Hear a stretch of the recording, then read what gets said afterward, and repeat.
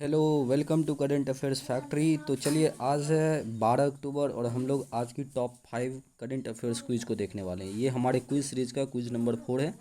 तो चलिए देखिए, क्वेश्चन है यहाँ पे, with reference to the Lancet report on mental health consider the following statement. First है, according to the report 90% of people living with mental health conditions feel negatively impacted by stigma and discrimination. 90% of second statement है, 90% of those surveys felt that media could play a major role in reducing stigma। तो option इसका होगा कि अगर पहला statement correct है तो option A, दूसरा करेक्ट है तो ऑप्शन टू बी, तीसरा और पहला और दूसरा दोनों करेक्ट है तो ऑप्शन सी, और अगर इसमें से कोई भी स्टेटमेंट करेक्ट नहीं है तो ऑप्शन डी। तो चलिए पॉज करके आप लोग देखें और आपको जो है बताना है, ठीक है। चलिए,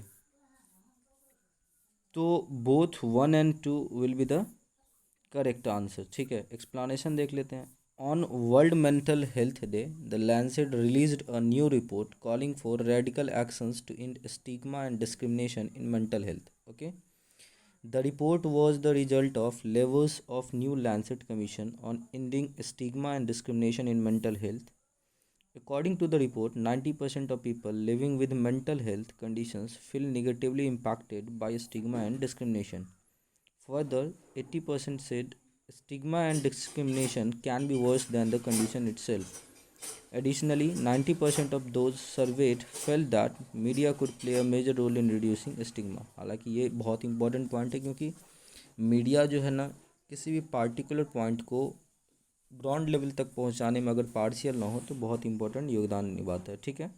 आज पर the commission, stigma can cause social exclusion and डिस empowerment of people with mental health conditions, leading to discrimination and human right violation, including problem in accessing healthcare, challenges in securing employment, and increased likelihood of health complications leading to early death, ठीक है। Hence both statement are correct।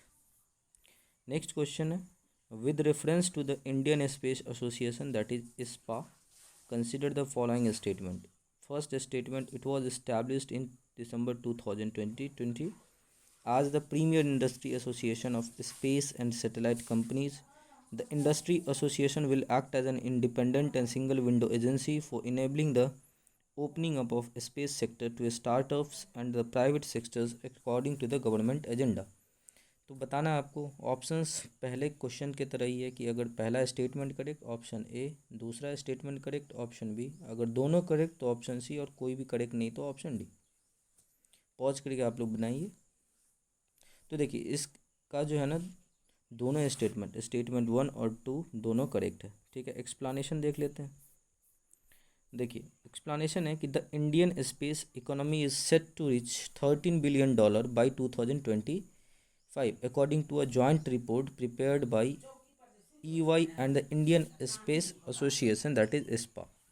According to the report, the space launch segment would grow at a CAGR of 13%, spurred by growing private participation, latest technology adoption, and low cost of launch services, ठीक है। The satellite services and application segments would form the largest share of space economy, accounting for 36% of ecosystem by on the country's satellite manufacturing opportunity. EY and ISPA said that in 2020 it was $2.1 billion. This would reach 3.2 billion by year 2025। अब थोड़ा हम जान लेते हैं कि हम लोग Indian space association के बारे में। इसको 2020 में दिसंबर में जो है ना, as a premier industry association space and satellite companies, prime minister Narendra Modi launch the ISPA, ठीक है, ऑन October 11, 2020। इसको हालांकि 2020 में इस्टेब्लिश किया गया था, 2021 में इसको लॉन्च किया गया। The industry association will act as an independent and single window agency for enabling and opening of space sector to startups and private sector. Basically ये एक PPP मॉडल पे होगा, गवर्नमेंट हेल्प करेगी प्राइवेट स्पेस इंडस्ट्री को grow करने में। Third question है, with reference to the Kurds consider the following statement। They speak a language related to Farsi and live mostly in a mountainous region straddling the borders of Armenia, Iraq, Iran, Syria and Turkey. Reason क्या है कि देखिए ये जो Kurds reason है ना, ये सबके साथ बॉर्डर शेयर करता है, इसलिए यहाँ पे कुछ कंट्रीज़ के नेम दिए गए इसके सराउंडिंग्स के। Iran is the only country in the region to have established an autonomous Kurdish regions. तो आप लोग पॉज करके इसको जो है ना 2 सेकंड के लिए बनाइए, ठीक है। चलिए देखते हैं। तो बेसिकली इसका जो ऑप्शन है ना, केवल स्टेटमेंट 1 करेक्ट है, स्टेटमेंट 2 इनकरेक्ट है, ठीक है। एक्सप्लेनेशन जान लेते हैं।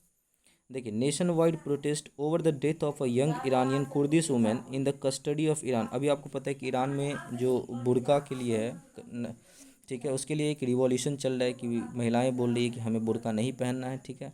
तो उसके उस प्रोटेस्ट में जो है एक यंग ईरानियन कुर्दिश वुमेन का जो है ना एक तरह से मृत्यु हो गया, ठीक है। The Kurds are member of large predominantly Muslim ethnic group. They speak a language related to Farsi and live mostly in mountainous region straddling the border of Armenia, Iraq, Iran, Syria and Turkey. After World War I, Western power promised Kurd their own homeland in the agreement known as the Treaty of Sevres। तो आप इसको याद रखिएगा, ये जो Treaty of Sevres है यहाँ पे, ठीक है, ये एक्चुअली में वेस्टर्न वर्ल्ड, मतलब वेस्टर्न वर्ल्ड कहने का मतलब जो यूएसए है ये सब, ठीक है। तो उन लोगों ने क्या किया था, प्रॉमिस किया था कि आपको एक रीजन मिलेगा, ठीक है, जिसमें आप रहोगे। तो ये बेसिकली क्या है, ट्रीटी ऑफ सेवरेस, याद रखिएगा। But later the treaty of Lausanne ratified in 1924 divided the Kurds among the new nation of the Middle East. Basic तो ये जो आपका ट्रीटी ऑफ लौशाने है वो रेटिफाइड किया था कब, 1924 में।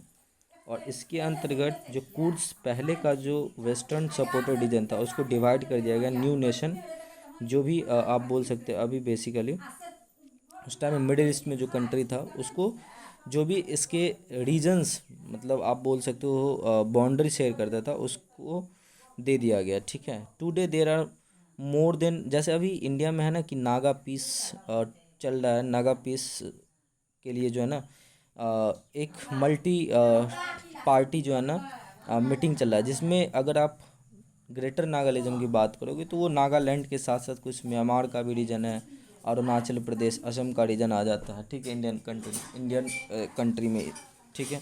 तो उसी तरीके से कुर्ड्स भी एक रीजन था जो जिसका लैंड जो है ना 4-5 देश में था, ठीक है। Today there are more than 30 million Kurds, लगभग 3 crore Kurds across the region and about half of them in Turkey. Iraq is the only country in the region to have established an autonomous Kurdish region known as Iraqi Kurdistan, जिसका parliament जो है ना founded किया गया था 1992 में। तो इसलिए केवल स्टेटमेंट 1 करें। नेक्स्ट क्वेश्चन देखते हैं। With reference to the automatic exchange of information that is AEOI, consider the following statement. AEOI 2022 exchange exercise aim to bring in transparency and restrict money laundering. Under the OECD umbrella of AEOI, India presently shares bulk financial and banking information with 78 countries and receives the same from 107 countries। तो आपको यहाँ पे question पढ़िए और options पहले के भांति है। अगर स्टेटमेंट 1 करेक्ट ऑप्शन ए, अगर statement 2 only correct then option B, अगर दोनों करेक्ट तो ऑप्शन सी, दोनों में से कोई करेक्ट नहीं तो ऑप्शन डी। पॉज करके आप इस क्वेश्चन को बनाइए। तो चलिए इसका आंसर जानते हैं। देखिए इसका आंसर जो है ना दोनों स्टेटमेंट करेक्ट है। एक्सप्लेनेशन देख लेते हैं, ठीक है। India has received the fourth set of Swiss bank account details of its nationals and organization as part of annual information exchange, under which Switzerland has shared particulars of nearly 34 lakh financial accounts with 101 countries, ठीक है। तो basically 34 lakh financial accounts की जानकारी दिया है, ठीक है, Switzerland ने। This is the fourth tranche of information that India has received from Switzerland since the two countries entered into an, so basically India और स्विट्जरलैंड के बीच में agreement साइन हुआ, that is an automatic exchange of information agreement in 2028 for curbing the black money. Okay, the first such exchange with India took place in 2019। अगर आप यहाँ पे देखोगे तो यहाँ पे आपको लिखा हुआ है कि ऑटोमेटिक एक्सचेंज ऑफ इंफॉर्मेशन के बारे में। तो 2022 का जो एक्सचेंज एक्सरसाइज हुआ है ये aims to bring in transparency and restrict money laundering. Some countries which have been added to the Swiss AEOI list for the first time are Turkey, Peru and Nigeria. The guidelines and parameters for AEOI are set by the Paris-based international body, the Organization for Economic Cooperation and Development, that is OECD. The annual exercise of AEOI exchange, such as the current Swiss bonanza of banking details, is strictly meant for tax only purpose and in India kept in custody of and for action by the Central Board of Direct Taxes. Under the OECD guidelines, no details of quantum of funds or the names of account holders are to be publicized. In 2014, the OECD developed the Common Reporting Standards, that is CRSS, which allow every country to obtain data from financial institutions and automatically exchange it with countries with which AUI agreements are in every years. ठीक है, तो ये एक basically जो है ना umbrella है। Umbrella term एक बहुत बड़ा ऑर्गेनाइजेशन है इस एग्रीमेंट के अंदर। ठीक है, India presently shares bulk financial and banking information with 78 countries and receive the same from 107 countries. तो आज का लास्ट क्वेश्चन है कि इंटरनेशनल गर्ल चाइल्ड डे कब सेलिब्रेट किया जा रहा है? तो आप लोग बताइए, कमेंट में भी बताइए प्लीज़। ठीक है, तो इसका जो आंसर है दैट इज़ अक्टूबर 11 है। अगर हम इस एक्सप्लानेशन की बात करें तो international girl child day is celebrated on October 11। The international day of girl childs aim to raise awareness about the importance and potential girls hold as the future of our society. It focuses attentions on the need to address the challenges girls face and to promote girls empowerment and the fulfillment of their human rights. In 2022 marks the 10th anniversary of International Day of Girl Child. तो basically अगर आप बोलोगे 2012-13 से इसको start किया गया था। ठीक है, और इस बार का जो थीम था वो क्या था? Our time is now, our right, our futures. So option A correct है यहाँ पे, दैट इज़ अक्टूबर 11। तो उम्मीद करते हैं आपको ये सेशन अच्छा लगा होगा। अगर अच्छा लगे तो प्लीज़ हमारे वीडियो को शेयर कीजिए, लाइक कीजिए और हमारे चैनल को सब्सक्राइब कीजिए। Thank you so much for watching this video. Thank you so much.